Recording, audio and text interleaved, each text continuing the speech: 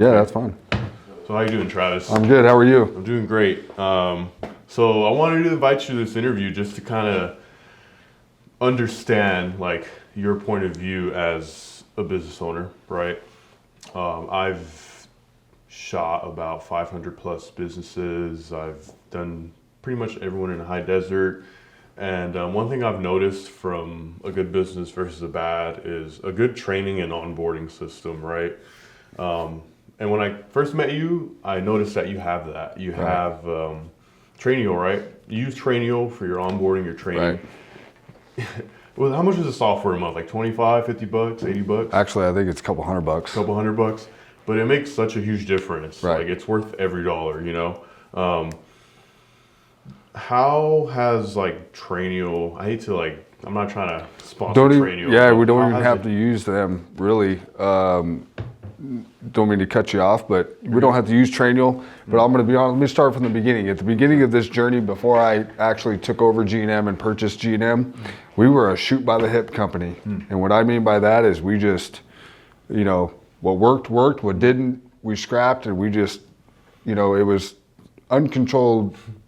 I would say, I would consider controlled chaos in a way, and it bothered me. So it's taken me probably a couple years to get organized in the right way. When you get to a point where you get sick and tired of being sick and tired, you're gonna make changes. And for me, I wanted control. And not in a negative way, like a control freak, but just organized control. How did you start that? Did you just start writing down like stuff? Or? I started with the basics, building SOPs. Okay.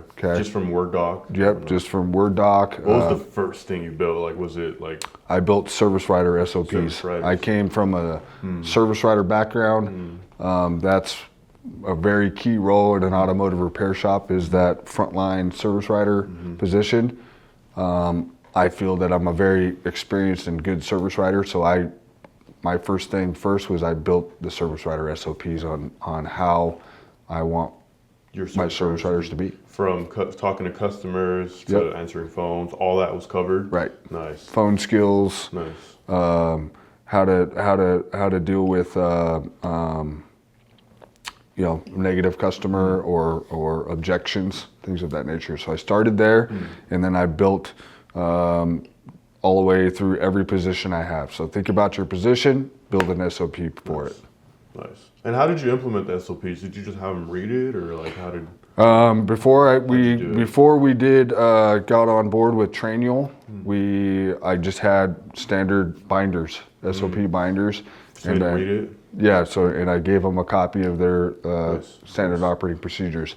Nice. Once I joined Trainio, the idea behind getting on board with Trainio is my next step was I wanted to, how can I work on building a turnkey operation? And my goal is I'd like to take over or get another location. So I wanted to be able to upload all those SOPs, and basically Trainio is a game plan for your business.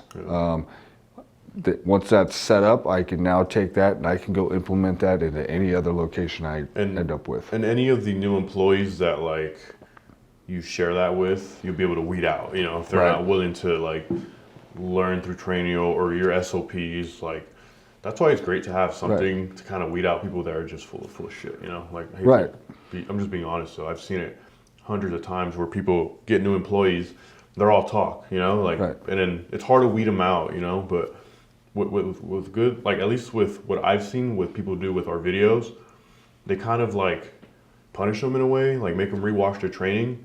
And if they don't want to do it, it's like a great way to like kind of scoot them out of there. Right. And I would agree with you. I actually love the idea that you guys, you know, my standard operating procedures were all on paper. There was no videos backing up to it. Yeah. So when you come into play and say, hey, Travis, dude, you've already got your standard operating procedures written out, drawn out. Let's make a video on them.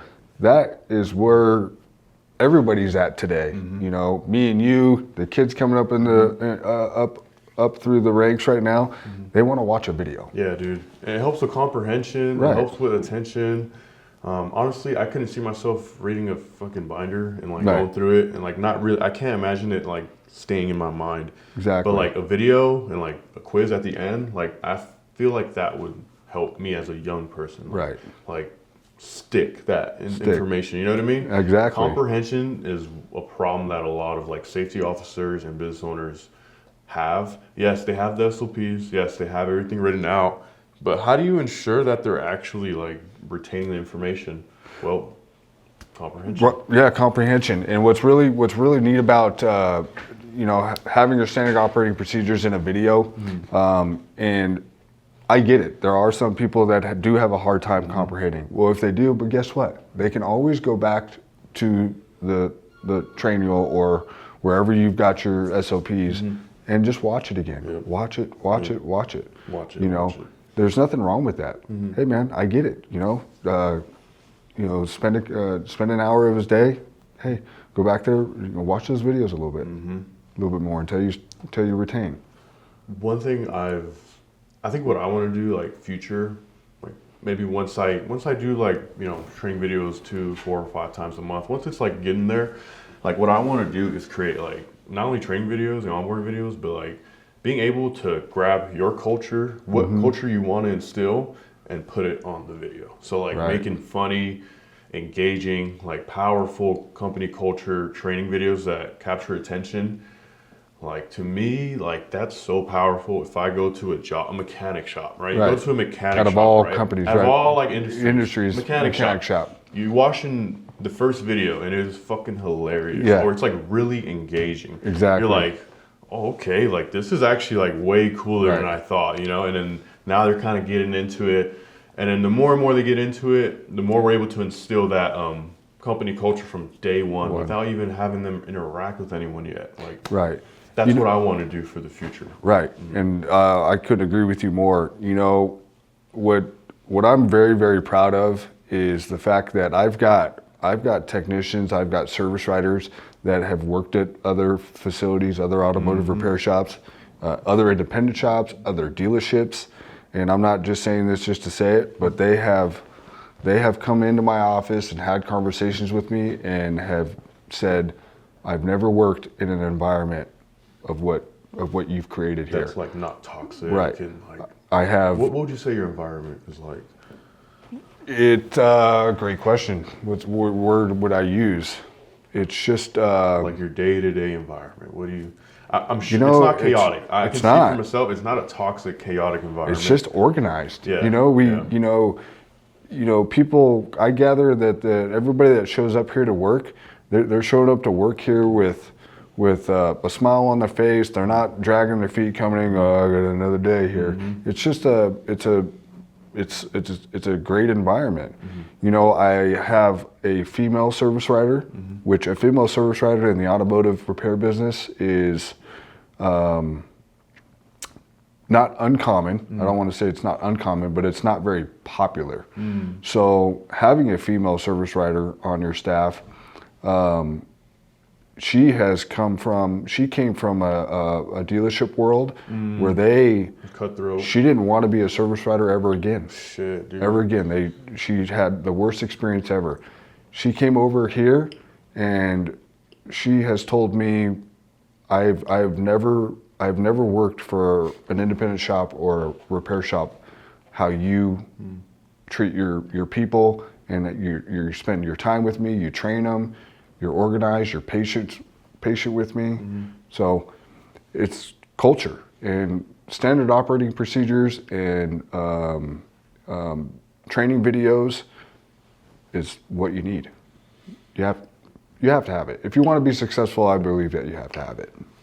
One thing I'd add to your culture and what your employees experience is it's hard to find a business culture-wise that is just not, what's the word, toxic.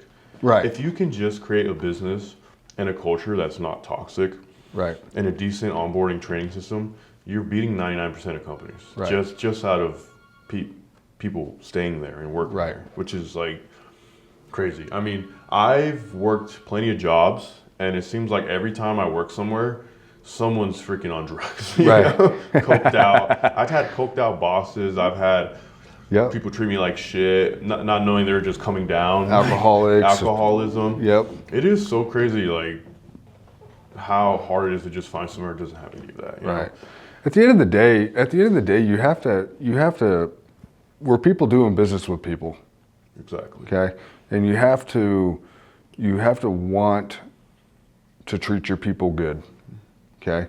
And if they get the idea that they're being talked to, or there's an environment or a culture of you're just another number, Yeah, then I don't like that. then you're not gonna get a productive production out of them. Yeah. Because they're not sensing that you care for them. Okay.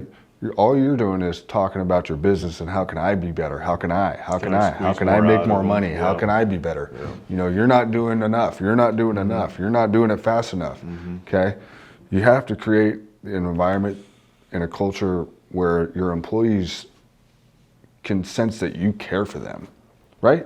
You're not going to work for somebody where he doesn't give two shits about you, right? What I tell Ernie all the time is I'd rather make $50K a year working somewhere where I'm respected, Right. where it's like non-toxic versus $100K a year at like this fucking toxic just place. Right.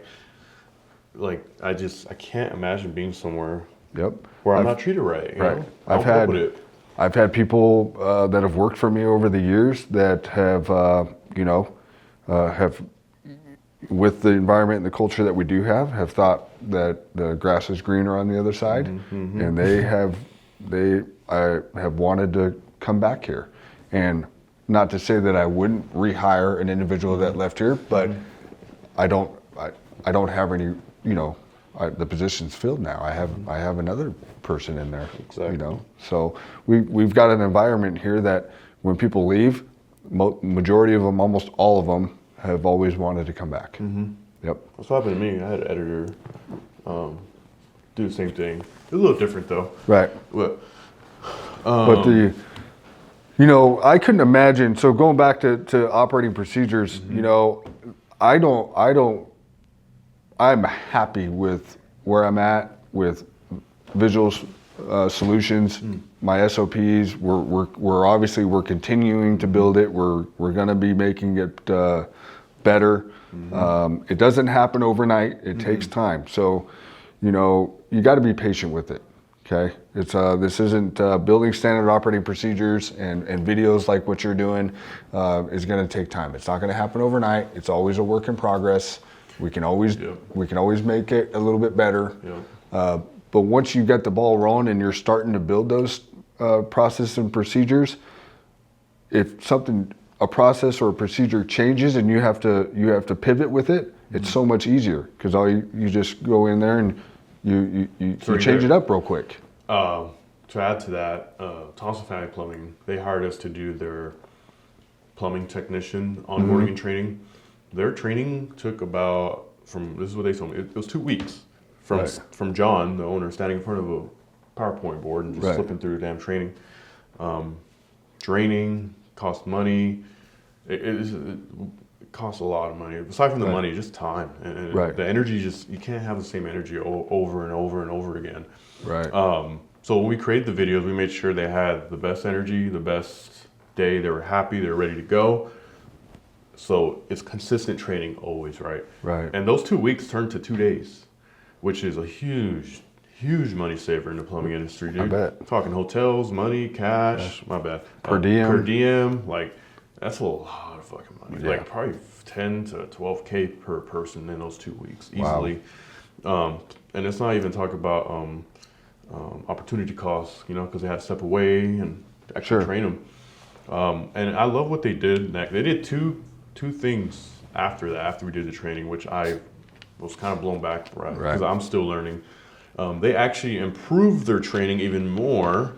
So yeah, we took it down from 2 weeks to 2 days, but instead of them being happy with that, they extended it to 5 days and added like more training, So like now their employees are even gonna be even better when they're hitting the ground running. They did like they built like a house, had plumbing in it, and they made them like learn how to do plumbing. That's trained awesome. them. I'm sure they already knew how, but why not go through steps to show them how we do it? How they do it.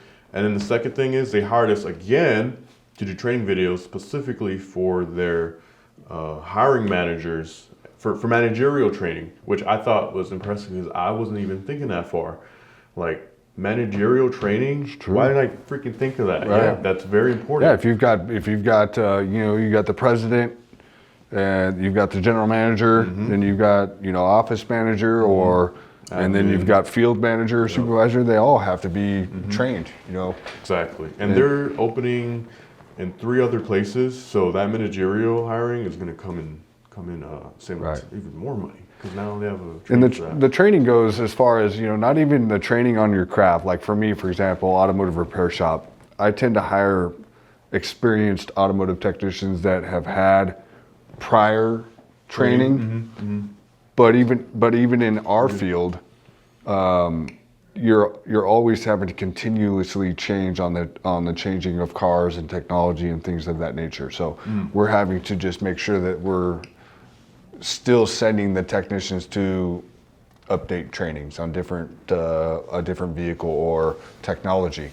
So it never stops. Right, never stops. Not only do you have training on how you want your company to run and operate internally, but then you've got your on-the-job training. You got the on-the-job training in regards to plumbing and things of that nature.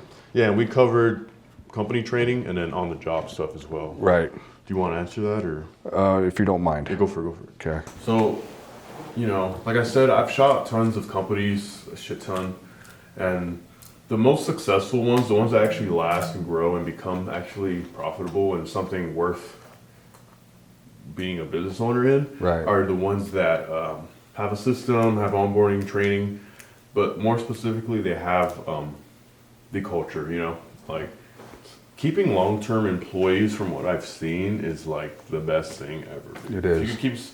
If someone's been there for 10, 15 years, you just know it's a good company. Nobody sticks around that long these days, especially these days, dude. I know me specifically, I would jump job to job, looking for that company that will acknowledge me and help me become something better. I never found it. Right. Never found it. Every time I got somewhere close, I'd hit a plateau, and then that's about it.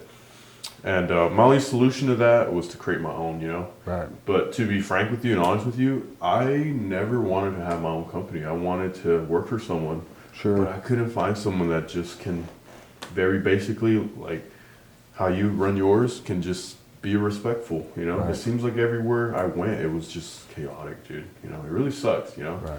But it's for the better, It is. I don't have, me personally, I didn't want to be an automotive repair shop business owner. Don't blame me. I wanted to be a professional baseball player. I thought that's what, calling. I was going to be, my calling. And, in one of my younger days, I worked, a lot of people don't know this, I actually worked at Boot Barn. Really? In high school, yeah. The one on the freeway? Yeah. Damn. I worked at Boot Barn for a minute, and shit. No wonder you know how to dress good, dude. You know, like what's actually good. That's funny. And so, I don't want to say I got thrown in this, but this is really the only thing that work experience I really have was we have our sister company was the towing side. I did a little bit of that. I did a little bit of automotive repair, and I knew right away I didn't want anything to do with our towing side of the business. It was too much work for me, man. Yeah. So I delved into automotive repair, and another thing that a lot of people don't know about me is that I'm not a master mechanic.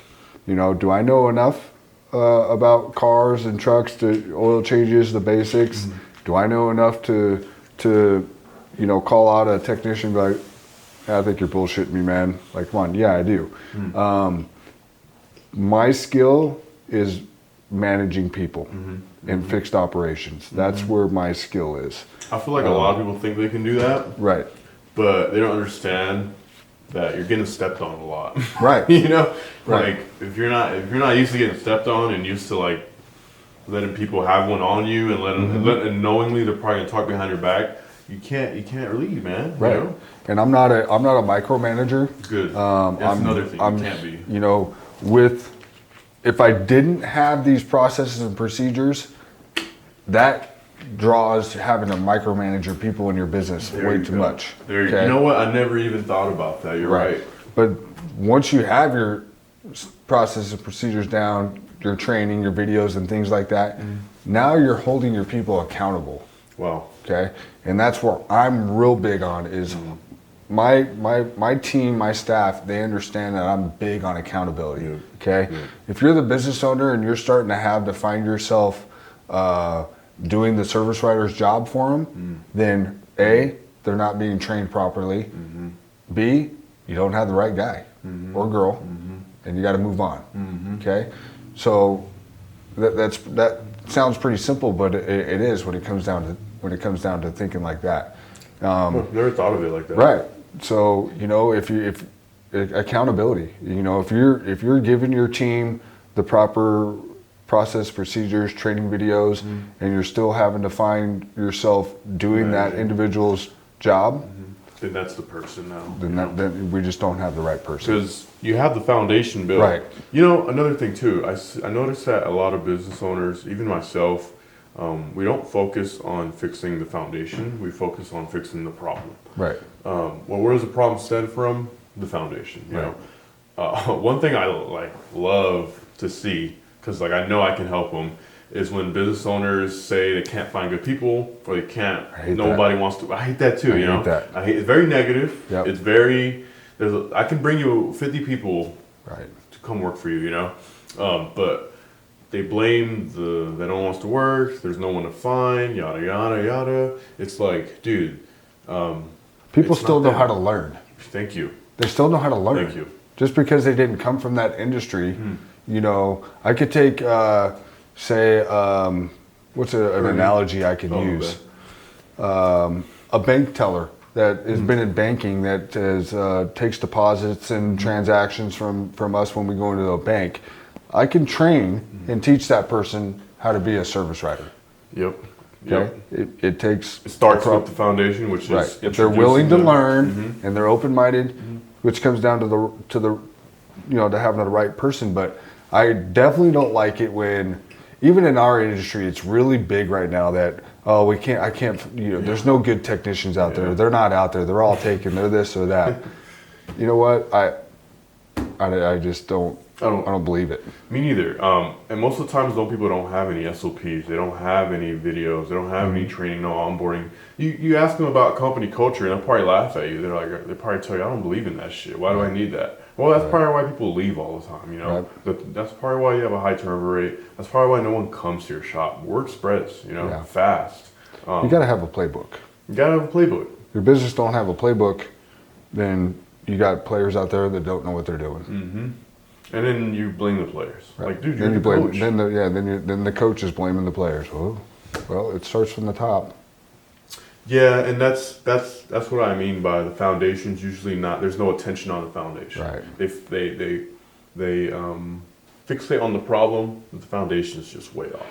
And speaking from the top, I will say this. Okay, a business owner. I'll take myself for an example, right? I know what I know. Okay, I'm not college educated. I don't have an AA. I don't have a master's. So there's certain things within the business. Let's take standard operating procedures, for example. A business owner goes, well, I don't know how to build those. Okay, well, guess what we have to do? We have to seek help from Roman at Visual Solutions. Say, hey man, I want to get this done. I don't necessarily know what I'm doing, know where to start, and you got to pony up and invest and pay for it. It's just what we have to do. We're not accountants. Guess what we have to do for our accounting? We have to hire the accountant. So same concept, same idea. If you're wanting to grow and you want to do this for your company and be better, you got to invest in it. So you got to seek out the help. I do. I don't know how to do a lot of things. When I purchased the business, I hired somebody to help me build a business plan. Yeah. You probably didn't have one prior, no? I didn't have one. I went on, what's that app called? Upwork. Upwork. And I hired Good. a person on Upwork to help me build a business plan. Good. Most people don't even go to that. You know? And it got accepted. Oh, that's fucking awesome. So, you know. A business plan just pretty much says, here's our mission statement. Here's how we're gonna make money. It was a business. It was a Right. business plan to take to a bank to get approved Got it. for a business loan, Got it. and a business plan that I could use to propose to my father at the time. Like, hey, you know, Here's what's gonna I'm happen. serious. You know, I'm not just talking. Here's my business plan, and here's what I'm gonna, you know. I've wrote a couple of those. I Right. remember writing it for friends that like I want them to kind of do something, so I give them like, here, dude, here's a business plan. I have a buddy. He fixes sprinkles, like little sprinklers and shit. Oh, okay, Love yeah, that, like sprinkles. landscapable. Yeah, sprinklers. Yeah. And Irrigation and stuff I like that. told him like, why don't you build out like a sprinkler systems for people next to the mountains for like fires, just Oh, like yeah. the roofs. It's the embers that cause fires, right? Right. It's just the embers. I'm like, why don't you just build sprinkler systems? Like, put them outside, make it look nice, charge them $7,000. Yeah. It's like $1,000 in pipes. And Yeah, I people built like a whole- Big Bear, Wrightwood, Yeah. uh, And build the out mountainy a areas. whole fucking, you know, like most Nobody people, wants to take the time to do it. Yeah, I was excited to do it. If I knew Yeah. how to do sprinklers, I would sell that shit like I wor- hotcakes. I worked on purchasing this business for over 2 years. 2 years. Wow. 2 years. Oh, Some wow. of it was because, you know, The the learning process. owner was dragging his feet a little bit, but most of it was, you know, if you want people to take you serious, and this is a perfect example, employees taking you serious, you got to have skin in the game. So you can't just go up and talk to people and be like, hey, I want to buy your business, and you have nothing to present. Here's a business plan, you know. Same thing with hiring good people. The people that are complaining about I can't hire good people are the people that aren't conducting good interviews with that employee. It's not about, they always are looking at it like, you know, what's the new hire employee going to do for me? Exactly. What are you going to do for him to or make her? him successful. Right. He might want to buy a house in the next year. What's on the table for him? So It's a good way of thinking, you know. Right. I think me and you share that insight. Like, I cannot look at an employee and think, what can you do for me? Like, it's like, Right. what can we do together? You know, like I want you to be Right. successful too. You know, what tools do you need from me so you can become that A player I know you can be, or Right. you know you can be. And you know, with having good SOPs, onboarding and training, you give them the right tools to become Right. that great employee. You know, maybe they came in as a C player. With the right training, onboarding, you're turning them into an A player. You know? player, right? And maybe it takes time, but it's a lot better than trying to force someone to be an A player. Right. Like, just train them. Just train them. You know, we've had such a good culture here with employees that have loved working here. 10 plus year employees. Nice. There's one of them that bettered his life using us as a stepping stone. I guess you could say that might not be the right word, but he now works for the state of California Wow. for the Bureau of Automotive Repair. So Oh, he's wow. still in the industry, automotive. Wow. Right? But he worked for us for 10 plus years. We've got another employee that has worked here for 10 plus years. He's a service director at a dealership now. But I'm sure you knew that beforehand, and you were kind of helping them get to those stages, right? I didn't know that that's what they wanted to Oh, do my bad. long term. No. Got it. I thought you- But you know, I'm using that as an example of where I was going with that. Is that, you know, these are guys that realize that we cared for them. We care about them working here, and we cared about their future. You know, just because they ended up leaving me to go, you know, they didn't leave me to go work for another competing independent repair shop. They left me to go work for something bigger than me. And that's Right? all you can ask for Right. employees, right? Right. You know. Ernie, for example, he wants to do IT. Okay. And I'm trying to help him any way I can. You know, I tell him now to go print cards out and start doing IT for business owners. Like, most of these people just need their damn Wi-Fi extended. You know, like Right, their right. Wi-Fi doesn't reach to there. Like, Yeah. you can do that. You know, so I Exactly. encourage him. What I want for him is just to be self-employed. Right. More than anything, like just be self-employed, dude. Entrepreneur. Like, be self-employed, because your lifestyle, I know you will be better off making $40K a year being self-employed than $100K a year being employed. Like, Right. Like I can't imagine. Like, You know, and there's some people that are wired now. It would be very different. You know, could I go work for another independent repair shop owner? Absolutely. But Yeah. I'm more an entrepreneur than Yeah. anything now. Yeah. It's I'm hooked. You know, I love the challenge of same. building my business. You know, I love the challenge of building standard operating procedures. You know, For a new business, for a new business or current new business. training. Yeah. You know, the whole idea is making this thing turnkey. Yeah. Yeah. At the end of the day, to where I can take everything I'm doing here, and that next location is going to be that much easier to get up and going because I've already got the foundation built. Boom.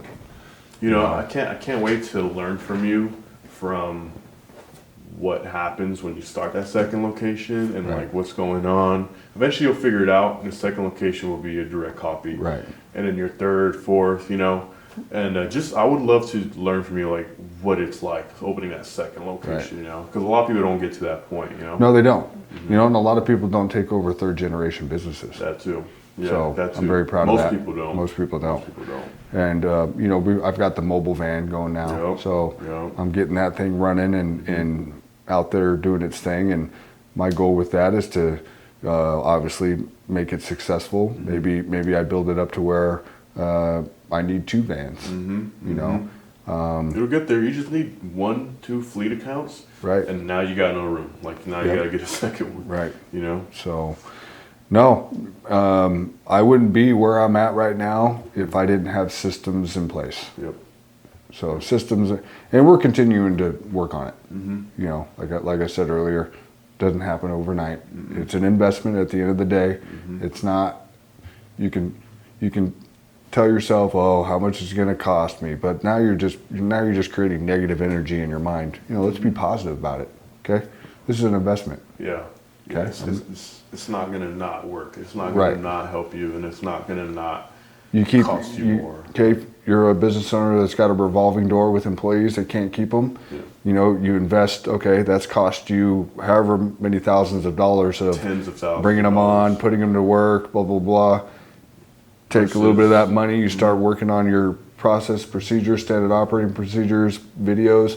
Now you're keeping that average employee that you couldn't keep for a year. Now you got guys that are there 2 years, 2 to 5 years. Look how much money you just brought back. And you could afford to pay them more too. Right. Because usually revolving doors, you're not paying them enough. Right. Well, you're not paying enough because, or my bad, that you kind of stop the revolving door by paying them more and having better training, right? They usually leave because the training sucks, first of all, and there's no culture. You Right. build that, you can still pay them whatever you want to pay them, but if you want to keep them long term, that's when you can actually start to invest some of that money we save you. Because I've done the math, dude. The Yeah. average hire is $7,000 to $8,000. Right. That's like basic. 7 to 8 grand per new hire, and then we charge somewhere around there. So like, it's just a no-brainer. Like, I should be charging hundreds of thousands, you know, but like anything, it just takes time to get to those people, Sure. you know. But I was that's spending thousands of dollars a month on Indeed running ads for new hires. Yeah, Thousands of dollars. It was like and getting leads from unqualified leads. Yep. At that. Yep. They're just trying to push it out, Right. you know. So it's huge, man. It's been one of the best things I've ever done was to get to work on process procedures and onboarding videos and training videos. Which is crazy, you know. Most people don't.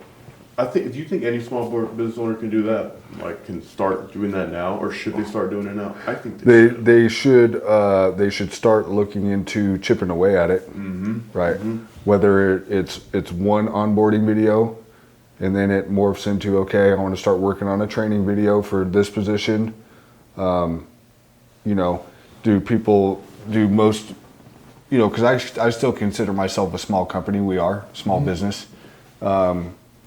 You know, at the end of the day, it's an investment. So, I feel like some business owners do people have good. the cash flow or the reserves to part ways with $20,000, $30,000, $40,000 right off the bat? Maybe, maybe not. You know, that's at the end of the day, that's what they're looking at. Like, okay, you know, do I have the cash flow or the revenue to part ways with 20, 30 grand right now? You know, or, you know, maybe it's easier for the business owner to be on a monthly service or a subscription-based service or a different type of platform rather than every business owner wants to keep their money in the bank. Okay, they want to keep their money, you know, in the bank. Okay, it's cash reserves, it's security. So if they could pay for a service like this and say, okay, let's take a country club membership at a golf course, for example. A lot of them want a upfront $5,000 buy-in. Yeah. Right, and then another $400 a month for your membership. Jeez, it's a lot.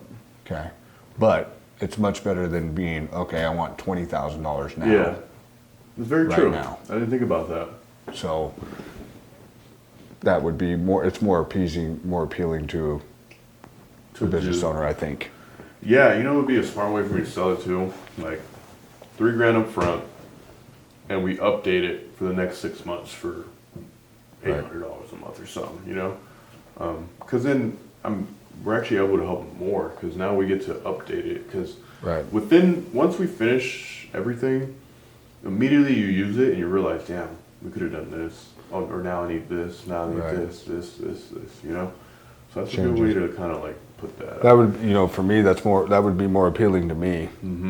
Because like I said, you know, I never know.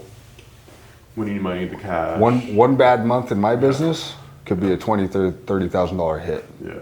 That's just how drastically the automotive repair business can be sometimes. You know, you can, you know, it is.